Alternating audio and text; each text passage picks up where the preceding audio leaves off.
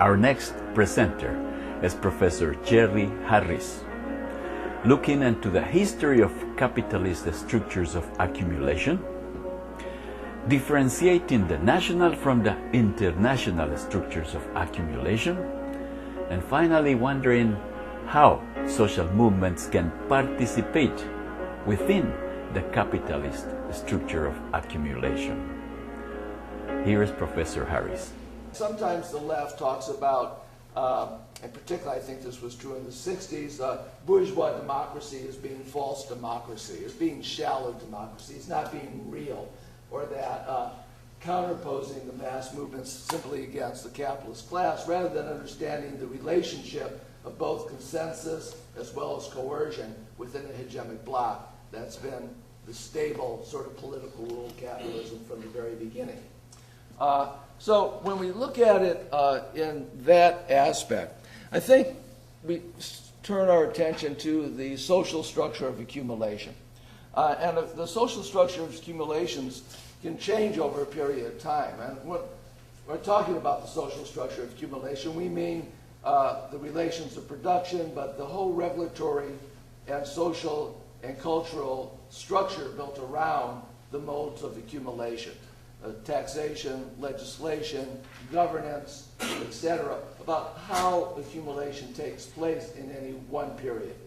So, for example, out of the Great Depression, we had a Keynesian social structure of accumulation arise with a particular hegemonic bloc built around that social structure of accumulation, which included not only the capitalist class, but included the labor movement and later the civil rights movement and the women's movement, etc. That social structure of accumulation essentially, as we know, ran its course by the late 60s, early 70s, and went into crisis, and was replaced by a new social structure of accumulation that we know, of course, as neoliberalism. Neoliberalism, of course, brought in privatization, attacks on government, anti-tax legislation, etc., and also a new social base that was built around populist right-wing movements, for example, the Christian fundamentalist movement in the United States, the anti-abortion populist movement, etc. So it also had a different social base to its hegemonic bloc was established. The thing with the current economic crisis is that this neoliberal social structure of accumulation has run its course and is also now in crisis. So that brings us to a very unstable period, because what capitalism needs to do at this point is reconfigure and figure out a new structure, social structure of accumulation, and reconstruct a new hegemonic bloc around that. So what is that going to look like? What is that going to be? And I think there's a number of possibilities, obviously. The best possibility, of course, would be a radical and progressive social structure of accumulation, which depends largely on the social movements and activists and radicals such as ourselves and the global networks that Bill just talked about, creating a very different type of society. First of all, in terms of what do we mean by the transnational capitalist class? To me, and I think to others in this field, it means a capitalist class that is embedded in globalized circuits of accumulation, not national circuits of accumulation. And in fact, I think the central dialectic in world history currently is the descent of the nation-centric economy and the ascent or the rise of a globalized economy or a transnational economy. And that's being played out in all sorts of ways, culturally, politically, socially. And in fact, I would argue that some people still argue for sort of a nation-centric interpretation of the world. Others say that we are in a fully globalized world.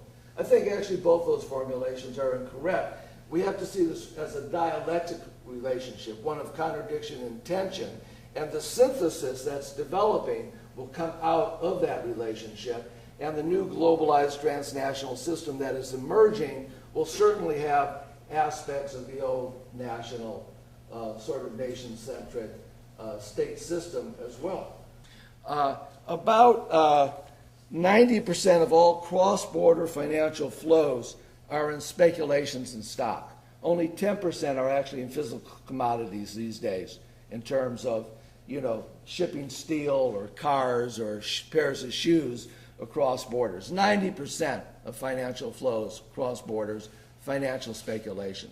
When you're thinking about these types of financial flows, right, that are just totally unrelated to any type of nation-centric economy, we start to understand the power, the reach, the depth of the transnational capitalist class, and very importantly, how unconnected they are to the social contract in any nation state. Right? That's the essential point here. Because I think with the crisis of neoliberalism, we're not only looking at the reformulation of a new social structure of accumulation, which more or less happens every 30 years, but we're looking at possibly the end of the bourgeois democratic era that Gary sort of was just talking about it in the conclusion of his talk. And the end of this bourgeois democratic era that came out of the American and French Revolution is directly connected to this whole transnational capitalist class and financialization of capitalism that I've been talking about. What we have really is an integrated global financial edifice, and it's not overseen by one nation-centric ruling class, but by a transnational capitalist class through transnational governance institutions like the WTO, like the IMF, like the Basel Accords, etc. Such tremendous financial flows need stability in order that the entire structure can avoid collapse. So the governance, by necessity, has to take place within global governance structures outside the control of any one nation or any one national ruling class.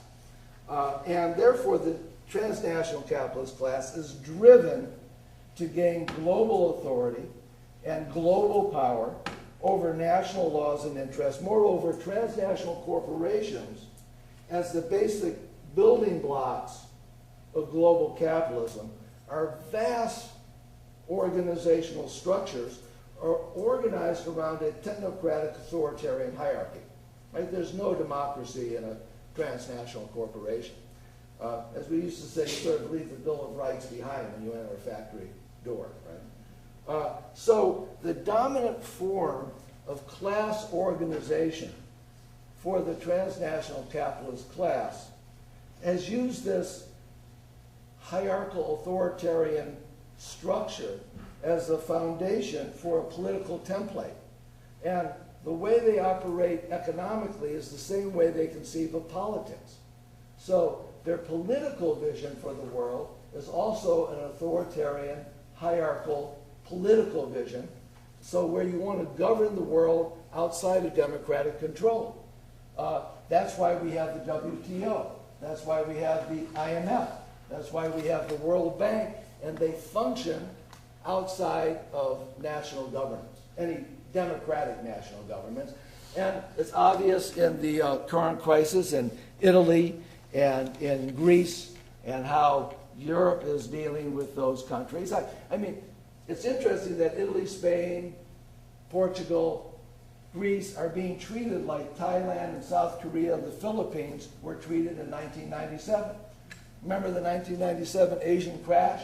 And the IMF went into all those countries, vast privatization, took over their economies, structural adjustment programs.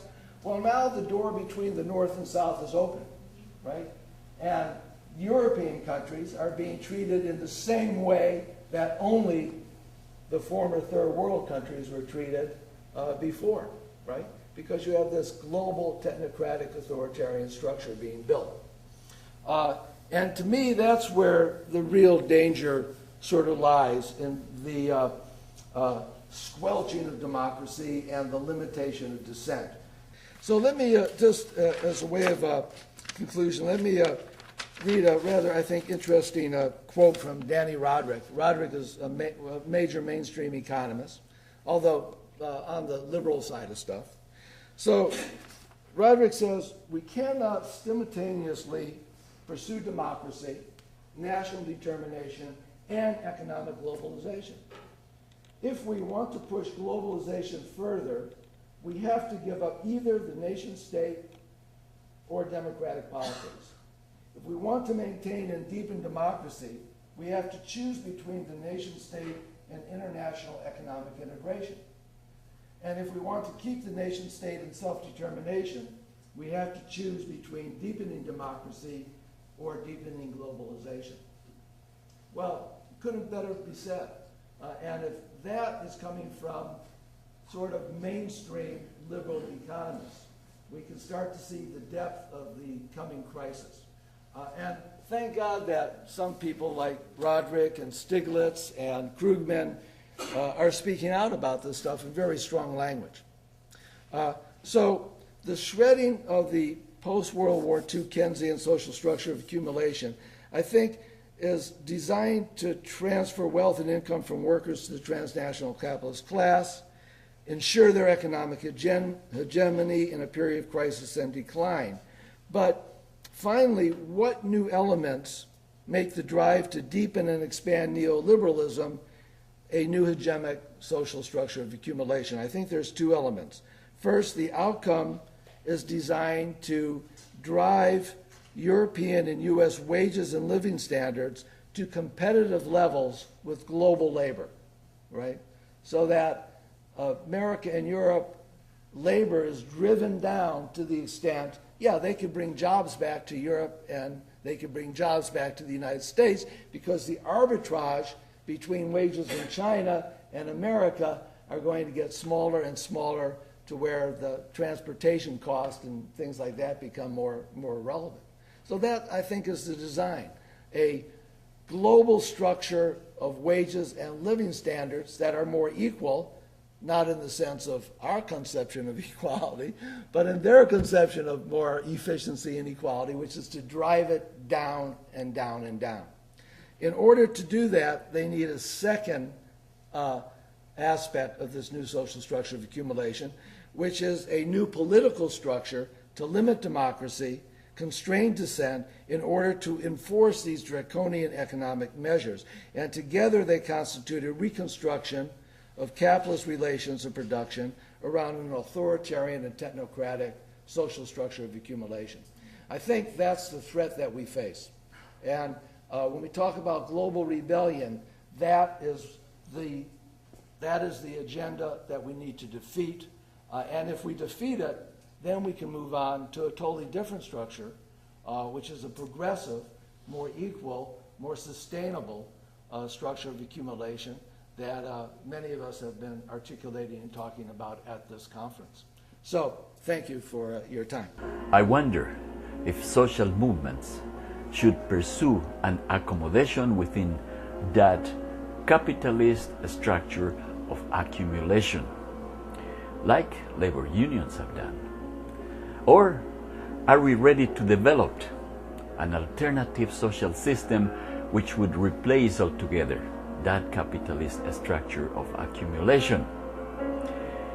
The answer, perhaps, lies on our collective willingness to participate on the building of that political system. Perpetual Direct Democracy is a booklet published by Amazon.com and available online at pacific.ca. It offers a framework of a concrete alternative social system. I am Pedro Mora.